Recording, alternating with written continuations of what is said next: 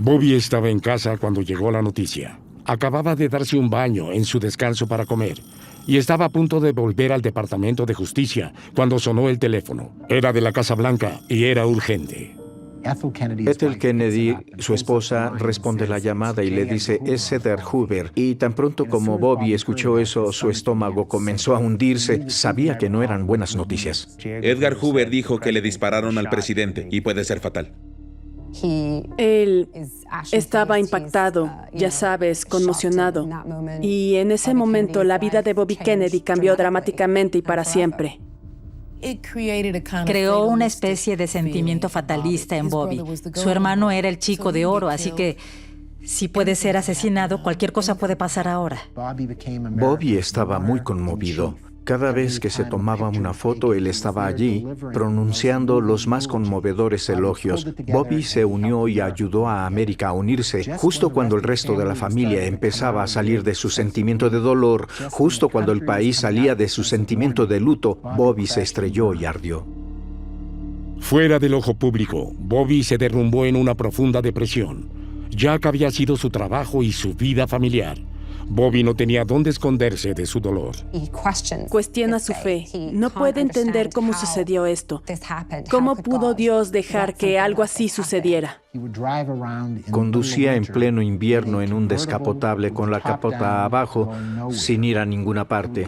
Iba a trabajar al Departamento de Justicia y parecía tan fuera de sí que la gente tenía miedo de hablar con él. Y duró hasta el otoño siguiente, casi 9 o 10 meses completos, y fue devastador para él. Había una persona que estuvo cerca de entender el dolor de Bobby. Su cuñada, la recién enviudada Jackie. Fue a ayudar a su cuñada, que estaba en estado de shock y depresión, por supuesto, porque ella estaba ahí cuando sucedió. Él murió en su regazo. Ella le recomienda ciertos libros a Bobby, que nunca había sido el estudiante más asombroso, nunca había sido el más curioso intelectualmente, pero en este momento en que su fe se tambalea, sus creencias fundamentales se tambalean, buscaba algo. Empezó a cuestionar ciertas cosas. Y fue Jackie Kennedy quien le dio la vía griega de Edith Hamilton. Toda su filosofía a medida que crecía, creía, era domar el salvajismo del hombre y hacer más amable el mundo en el que vivimos. Y eso venía directamente de los griegos. Robert Kennedy emprende un viaje intelectual y espiritual. Lo que resulta de ello es un nuevo sentido de sí mismo como individuo, su propio sentido de propósito y un sentido de que todavía quiere contribuir al mundo. Bobby tuvo que averiguar en ese momento lo que iba a hacer por el resto de su vida. ¿Sería un monje? ¿O enseñaría en una universidad? ¿O viajaría por el mundo con el dinero de su padre y su floreciente familia que se convertiría en 11 hijos? ¿O de alguna manera volvería a la arena pública? Tras la muerte de Jack, Lyndon Johnson juró inmediatamente como su sucesor. Muchos esperaban que fuera Bobby quien ocupara la vicepresidencia ahora vacante, pero los dos hombres se odiaban. Pasaron por un largo baile en cuanto a quién iba a ser el vicepresidente de LBJ. Bobby dijo que lo quería, LBJ dijo que lo iba a considerar seriamente. Estos dos tipos se odiaban lo suficiente como para que nunca hubiera duda. El último a quien Johnson quería en la Casa Blanca era Bobby Kennedy. Y dijo básicamente, si este tipo es mi vicepresidente, la gente pensará que no puedo hacer esto por mí mismo. No voy a ganar la próxima elección porque estoy con un Kennedy. A pesar del clamor por otra asociación Johnson-Kennedy, el presidente eligió a Hubert Humphrey en su lugar. Bobby permaneció como fiscal general, pero su vasta influencia sobre el gobierno desapareció. Ayuda a impulsar la Ley de Derechos Civiles de 1964, que Lyndon Johnson también impulsa como una especie de legado del presidente Kennedy. Él y su enemigo Lyndon Johnson colaboraron en la aprobación de esa ley. Johnson no podría haberlo hecho sin Bobby, y Bobby no podría haberlo hecho sin un sureño como Johnson. Se quedó ahí, sobre todo por la Ley de Derechos Civiles del 64. Quería aprobarla, y luego, cuando se aprobó en julio, empezó a pensar en el siguiente paso. Bobby renunció a su cargo de fiscal general en septiembre de 1964 Después de anunciar su candidatura al Senado de Nueva York, por fin iniciaba su propia carrera política. Al final decide que quiere seguir en el servicio público, pero quiere hacerlo de una manera nueva y tiene que hacerlo por sus propios medios. Le costó un poco. Entendió cómo ser el tipo detrás del tipo. No entendió cómo ser el candidato. Habló mucho de su hermano. Utilizó algunos de los mismos gestos que su hermano. Y en muchos sentidos, creo que vio esa campaña como una forma de honrar el legado de su hermano. Y algunos de sus ayudantes le decían, tienes que hablar en tu propia línea. Y no fue hasta la mitad de esa campaña en que Bobby comenzó a recuperarse, cuando parecía que podría ser el primer candidato en perder una elección. El 3 de noviembre de 1964, Lyndon Johnson fue reelegido presidente por un amplio margen. Ese mismo día, Bobby Kennedy ganó su carrera en Nueva York. Él tiene un tipo de estatura diferente a la del típico senador junior entrante. Fue capaz de poner el foco en temas particulares que le preocupan, y él lo hace inmediatamente. Él creía que la pobreza era uno de los mayores problemas que los Estados Unidos habían estado experimentando. Por lo que comenzó a buscar maneras de afectar eso. Bobby Kennedy estableció un programa modelo. Un programa contra la pobreza en un lugar llamado Bedford-Stuyvesant, el mayor gueto de Estados Unidos en Brooklyn, Nueva York, en las afueras de Manhattan, que se convirtió en el modelo para la guerra contra la pobreza de Lyndon Johnson. Ningún senador fue más eficaz para promover el fin de la pobreza y el fin de la injusticia racial que Bobby Kennedy. Pero Estados Unidos era una nación dividida. El ritmo del cambio era demasiado lento para algunos, atemorizaba a otros, y mientras tanto, la guerra de Vietnam se prolongaba sin cesar. Estados Unidos había participado en el conflicto desde la época de Eisenhower. La administración Kennedy, con el apoyo de Bobby, había ampliado esa ayuda militar, pero fue bajo Johnson que la guerra se convirtió en una verdadera pesadilla.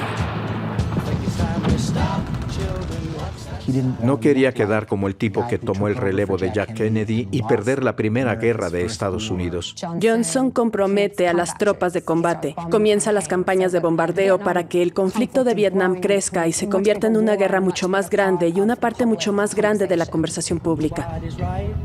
Bobby había sido un halcón a principios de los años 60, durante la administración de su hermano, pero la situación en Vietnam había cambiado en los años siguientes. Y Bobby también. Bobby Kennedy está preocupado por la escalada de la guerra en Vietnam. Y al principio trata de mantener esa preocupación relativamente en silencio. Está preocupado por cómo será percibido. Está preocupado por las implicaciones para el Partido Demócrata, al mismo tiempo que está preocupado por lo que el presidente está haciendo. Lyndon Johnson no iba a escuchar a Bobby Kennedy sobre Vietnam ni nada importante. En 1967, Bobby viajó a Europa. Allí mantuvo conversaciones con líderes extranjeros y diplomáticos que apoyaban la paz en Vietnam, pero las discusiones secretas se filtraron a un periódico. Johnson estaba furioso. Johnson ve esto como un intento de socavarlo a él. Condena personal y públicamente a Bobby Kennedy, que piensa que está llevando a cabo una especie de diplomacia de puerta trasera y desafiando su posición como presidente. Bobby Kennedy decidió que iba a tomar públicamente una posición en contra de la guerra de Vietnam y en contra de la campaña de bombardeo que Johnson había estado llevando a cabo contra Vietnam del Norte. Así que en marzo del 67 pronunció un discurso en el Senado, en el que amonestó a la administración y dijo que esa no era la forma correcta de actuar en Vietnam.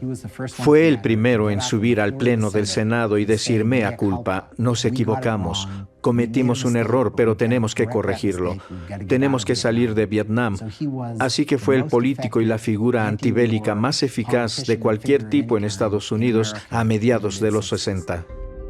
Johnson había asegurado al pueblo estadounidense que la victoria estaba a la vista. Pero en enero de 1968, Vietnam del Norte lanzó una nueva ofensiva. Una ola de ataque sorpresa tuvo como objetivo ciudades e instalaciones militares en todo el país. El enemigo de Estados Unidos estaba lejos de ser derrotado. El pueblo estadounidense, al que Lyndon Johnson le dijo que la guerra estaba casi terminada y que había una luz al final del túnel, había visto las batallas. y creía que la guerra tenía un largo camino por recorrer. Y se sintió un poco engañado por Lyndon Johnson. Es un momento realmente desconcertante para el público norteamericano y es un punto más amplio en la opinión pública sobre la guerra. La ofensiva del TED no pudo llegar en peor momento para Johnson. 1968 fue un año de elecciones generales. Tenía derecho a buscar otro mandato, pero para entonces era profundamente impopular. Se hablaba en el Partido Demócrata de un desafío contra él. Lyndon Johnson tuvo una de las victorias más convincentes de la historia en 1964 y sin embargo en 1968 la guerra de Vietnam era bastante impopular y en la primera primaria disputada en el estado de New Hampshire, un joven senador de Minnesota llamado Gene McCarthy se presentó contra él. Es inusual desafiar a un presidente en ejercicio de tu propio partido.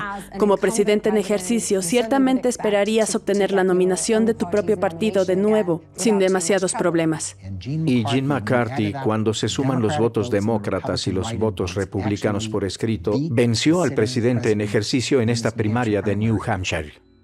El presidente era aún más débil de lo que la gente pensaba.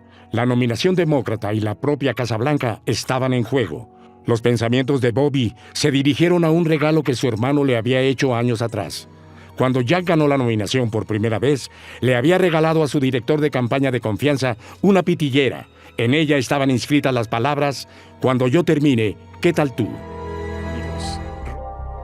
El 16 de marzo de 1968, Robert F. Kennedy lanzó su candidatura a la presidencia. No me presento a la presidencia simplemente para oponerme a cualquier hombre, sino para proponer nuevas políticas. Bobby era un veterano de la campaña, pero su entrada en la contienda fue todo menos elegante. Exactamente 4 días después de que Gene McCarthy mostrara lo vulnerable que era Lyndon Johnson al ganarle en New Hampshire, Bobby Kennedy salta y dice: "Yo también me presento". Es oportunismo político. Se lanza porque Eugene McCarthy ha demostrado que un candidato antiguerra puede ganar. La verdad es que 9 días antes de la votación en New Hampshire, Bobby Kennedy había dicho a un grupo de periodistas de su confianza y a todos los que estaban cerca de él que iba a presentarse. Decidió retrasarlo. En realidad, para no negar a McCarthy el resultado que iba a obtener. Por eso lo hizo. Fue torpe, pero trataba de hacer un favor en lugar de socavar a Gene McCarthy. Bobby anunció su candidatura en el mismo lugar, en la misma sala donde su hermano lo había hecho casi una década antes. Pero Bobby era ahora su propio hombre. Su plataforma abarcaría causas que le eran muy queridas desde hace mucho tiempo: los derechos civiles, la pobreza y, por supuesto, la guerra de Vietnam. Bobby sabía que sería difícil. Si tenía el apoyo entusiasta de algunos, era odiado por otros tantos, y derrocar a un presidente en funciones, incluso uno tan débil como Lyndon Johnson, no sería una tarea sencilla. O eso pensaba. No buscaré y no aceptaré la nominación de mi partido para otro mandato como su presidente. Nadie podía creer que dijera eso. Simplemente todo Estados Unidos estalló. Este tipo hacía todo mal, muy mal. Johnson está agotado. Ha estado lidiando con la escalada de la guerra de Vietnam, las protestas contra la guerra. Lyndon Johnson mira estos acontecimientos de repente. Bobby Kennedy está ahí en la carrera, haciendo exactamente lo que Johnson teme, diciendo que soy el heredero, soy la persona que debería estar en la oficina oval, y así Johnson se saca a sí mismo de la mezcla. La carrera estaba muy abierta. En pocas semanas, el vicepresidente Hubert Humphrey anunció su candidatura. Se convirtió en la elección del partido y se llevó cientos de delegados. Pero Bobby ya había estado ahí. Desempolvó el libro de estrategia que había llevado a su hermano a la nominación. Demostraría su apoyo en las primarias. Tiene un contexto difícil con McCarthy y ciertamente tiene una dura competencia contra Hubert Humphrey. Y así, Bobby Kennedy tiene que hacerlo increíblemente bien en las primarias. En realidad era una cuestión de si Bobby Kennedy podía convencerlos de ser un buen candidato. Bobby estaba arrancando su campaña en Indiana cuando llegaron noticias de Memphis. Tengo una noticia muy triste para todos ustedes. Y es que a Martin Luther King le dispararon y fue asesinado esta noche en Memphis. En la comunidad negra de Indianápolis, Bobby pronunció el discurso más apasionado y el más efectivo que un político blanco haya pronunciado en la América negra. Dijo que la gente necesita amarse, y lo necesitamos. Si realmente queremos honrar la visión del Dr. King, no debemos odiar, debemos amar. Lo que necesitamos en los Estados Unidos no es violencia y anarquía, sino amor y sabiduría y compasión hacia los demás. Un sentimiento de justicia hacia los que todavía sufren en nuestro país, ya sean blancos o sean negros.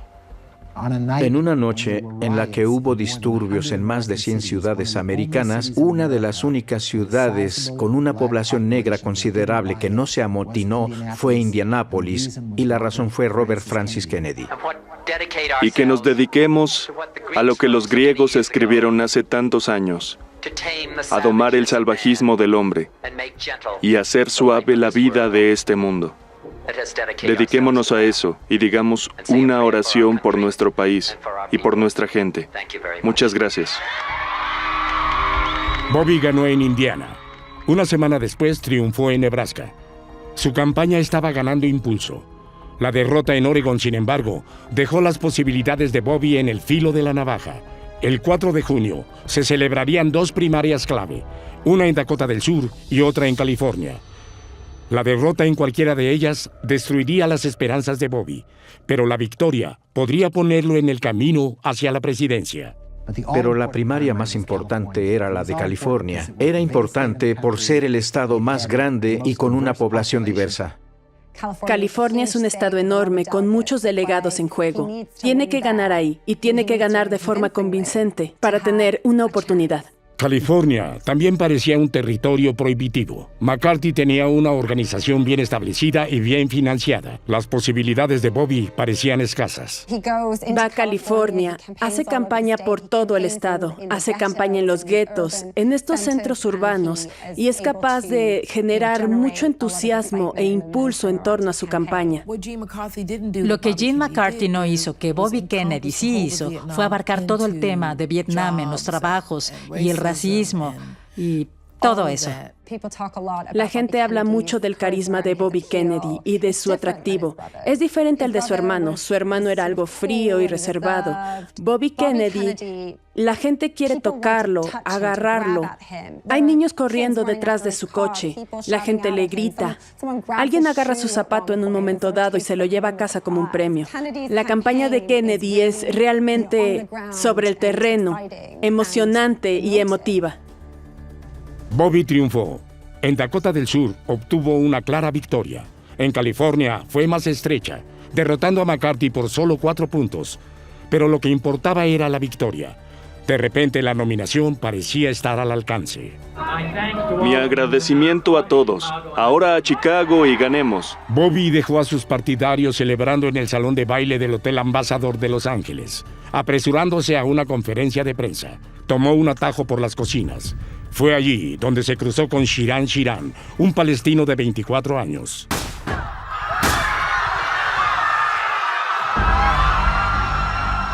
Shiran Shiran salió. Le disparó una vez en la cabeza, le disparó 2 veces en la espalda y lo dejó en el suelo. El asaltante es atrapado ahí en ese momento. Y Bobby Kennedy sigue vivo, pero la bala había penetrado en su cerebro. Y él muere un día después, a causa de eso. La razón por la que fue abatido, dijo Shiran Shiran en una nota que había dejado, fue por el apoyo de Bobby Kennedy a Israel. La especulación es que tuvo algo que ver con la Guerra de los 6 días, que había sido el año anterior, en la que Bobby Kennedy había apoyado a Israel. En el momento más prometedor de su vida, en la mayor victoria política de su vida, es asesinado a tiros. Fue Hubert Humphrey quien pasó a disputar las elecciones de 1968 por los demócratas. Sería otra campaña muy reñida, pero esta vez triunfó el republicano Richard Nixon. Esa elección en 1968 fue posiblemente una de las más importantes del siglo pasado. Había un cisma extraordinario en Estados Unidos sobre la raza y Richard Nixon consiguió que mucha gente, muchos blancos que estaban muy enfadados, se unieran a él. Las ciudades estaban empezando a estallar debido a la pobreza, el dolor y la ira, por lo que América quería un hombre de ley y orden. Los años de Nixon se asocian con la continuación de la guerra en Vietnam, el escándalo de Watergate, la dimisión de un presidente. Una dimisión sin precedentes. Es una época oscura en la vida política estadounidense. Y es fácil mirar atrás a 1968 como este punto de inflexión. Pero lo que podría haber sido, si Bobby no hubiera tomado el atajo por las cocinas, si su guardaespaldas hubiera estado con él en lugar de ayudar a la embarazada Ethel a salir del escenario, si Bobby hubiera vivido. El famoso y poderoso alcalde de Chicago, Richard Daley, tal vez el más poderoso político del establishment demócrata, iba a ponerse detrás de Bobby. Creo que habría creado una ola de apoyo y habría abrumado no solo a Jim McCarthy, que creo que ya estaba derrotado, habría abrumado a Hubert Humphrey. ¿Habría podido ganar en noviembre? ¿Habría podido conseguir que el pueblo estadounidense, que estaba asustado, preocupado por el caos en casa, preocupado por la reputación de Estados Unidos en el extranjero, habría podido Bobby Kennedy encontrar un mensaje que hubiera movilizado al público en general? Cuando pensamos en el hecho de que Hubert Humphrey estuvo a punto de vencer a Richard Nixon, habrías tenido al día siguiente de las elecciones de noviembre de 1968 un presidente electo llamado Robert Francis Kennedy. Norteamérica habría sido diferente. Probablemente hubiéramos tenido un final más temprano de la guerra de Vietnam y hubiéramos tenido a alguien que se preocupara por la pobreza, que se preocupara por los derechos civiles. Solo su transparencia y su capacidad de conectar con la gente habría cambiado la forma en que la gente ve el papel del gobierno. No solo habría sido un presidente diferente para curar las heridas de los Estados Unidos de lo que resultó ser Richard Nixon, habría sido mejor presidente que su hermano. El asesinato de su hermano realmente le hizo ver que la vida era corta y que su trabajo es hacer algo con ella, hacer algo bueno o dejar algo bueno detrás. Creo que habría sido un gran presidente. Los objetivos que articuló, el sentido de esperanza, el sentido de optimismo, el sentido de unidad y reconciliación, esos son los temas que perdurarán para siempre. Es una visión de Estados Unidos que no iba a ser. Su esperanza no se ve empañada por el compromiso o el escándalo. Es un camino siempre a la vista, el que nunca puede ser alcanzado.